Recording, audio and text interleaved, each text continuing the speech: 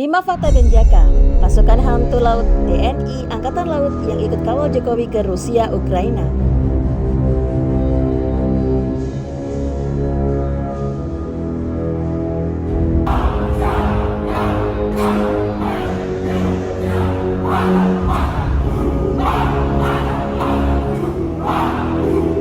Denjaka merupakan singkatan dari Detasmen Jala Mengkara, pasukan khusus Tentara Nasional Indonesia Angkatan Laut atau TNI AL.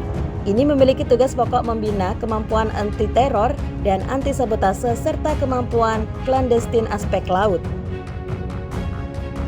Denjaka dibentuk berdasarkan instruksi Panglima TNI kepada Komandan Korps Marinir pada tanggal 13 November 1984. Cikal bakalnya adalah pasukan Kopassus Angkatan Laut atau Pansusla yang dibentuk oleh Kepala Staf TNI Angkatan Laut atau KSAL pada 4 November 1982 untuk menanggulangi segala bentuk ancaman aspek laut. Berdasarkan peraturan KSAL nomor 30 tahun 2020 tentang penataan organisasi Detasmen Jala Mengkara Korps Marinir, kedudukan Denjaka berada di bawah 3 pihak sekaligus. Dalam hal pembinaan kemampuan dan kekuatan yang bersifat umum bertanggung jawab kepada Dankormar. Dalam hal pembinaan kemampuan yang bersifat khusus bertanggung jawab kepada Kabais TNI. Sedangkan untuk penggunaan kekuatan dan kesiagaan operasional, unsur-unsurnya bertanggung jawab kepada Panglima TNI. Berikut fakta menarik tentang Denjaka yang perlu kalian ketahui. 1. Berawal dari 70 prajurit. Seperti diketahui, Denjaka merupakan pengembangan dari Pansusla yang dibentuk oleh KSAL pada 1982.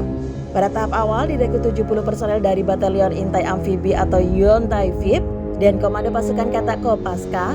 Pansusla di bawah komando dan pengendalian Panglima Armada Barat Armabar. Melihat perkembangan dan kebutuhan, KSAL kemudian menyurati Panglima TNI yang intinya ingin membentuk Detasmen Jala Mengkara. Permohonan itu kemudian disetujui. 2. Pendidikan super berat. Setiap prajurit Denjaka wajib mengikuti pendidikan penanggulangan teror aspek laut atau PTAL kurang lebih selama 5,5 bulan. Dalam kursus yang digelar di Bumi Marinir Cilanda, Jakarta Selatan, calon anggota Denjaka diberikan materi intelijen, taktik, dan teknik anti-teror dan anti-sabotase dasar-dasar spesialisasi hingga komando kelautan. Selebihnya, pendidikan dilakukan di lapangan seperti hutan, laut, bahkan udara. Calon Denjaka ditempa di tengah ombak ganas di Laut Banyuwangi yang kerap menghanyutkan perahu nelayan. Dengan tangan dan kaki diikat, para prajurit tersebut dibuang ke laut ganas itu. Mereka harus mampu bertahan sekaligus menyelamatkan diri. Setelah melawan ombak besar di laut, mereka juga dituntut bertahan hidup di hutan tanpa pembekalan sedikit pun kecuali garam. Di dalam hutan, mereka dilepas untuk melatih ketahanan fisik dan kemampuan perorangan dalam waktu berhari-hari. Tak jarang mereka harus memakan binatang liar untuk bertahan hidup, seperti ular, monyet, dan lain sebagainya. Untuk latihan udara, prajurit Denjaka dilatih terjun bebas. Latihan terjun bebas itu tidak hanya dilakukan siang hari, tapi juga tengah malam. Dan begitu, bila sewaktu-waktu masuk ke sasaran musuh, mereka tidak harus melewati darat atau laut yang mudah dideteksi lawan. Para Denjaka juga bisa diturunkan dari pesawat dengan ketinggian yang sulit terdeteksi musuh. Atas kemampuan tersebut, Denjaka pun dijuluki sebagai pasukan hantu laut. Sebelum lanjut ke videonya, jangan lupa klik tombol like dan subscribe ya. 3. Memiliki IQ tinggi. Selain harus memiliki ketahanan fisik yang mumpuni, prajurit Denjaka adalah seorang yang cerdas atau ber-IQ tinggi.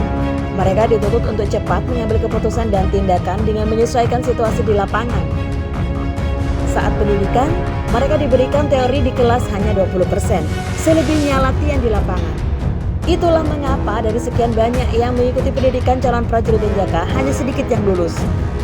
Konon, setiap tahun hanya 50 orang saja yang lulus dari berbagai jenis ujian. Karena kemampuan yang dimiliki, prajurit Denjaka disebut setara dengan 12 prajurit tempur biasa. 4. Dibekali senjata khusus. Untuk mendukung operasi yang dilakukan, prajurit Denjaka juga dibekali dengan senjata dari berbagai jenis. Antara lain, Submachine Gun MP5, HKPSG-1, Dewo, K7 Senapan Serbu G36, HK416, M4 Pindad SS1, CZ58, Senapan Mesin Ringan Minimi M60, Daewoo K3, serta pistol Beretta dan HKP30 dan SIG Sauer 9mm. 5. Semboyan Satya Wiradharma. Prajurit Denjaka memiliki semboyan khusus, yakni Setya Wiradharma. Semboyan ini berarti janji seorang ksatria untuk melindungi harkat dan martabat keluarga, agama, nusa, bangsa, dan masyarakat. Nah, gimana sob? Semua video ini bisa bermanfaat buat kalian semua ya. Jangan lupa tuliskan komentar kalian di bawah ini ya. Lalu klik tombol like, subscribe, dan aktifkan lonceng notifikasinya ya. Sampai jumpa.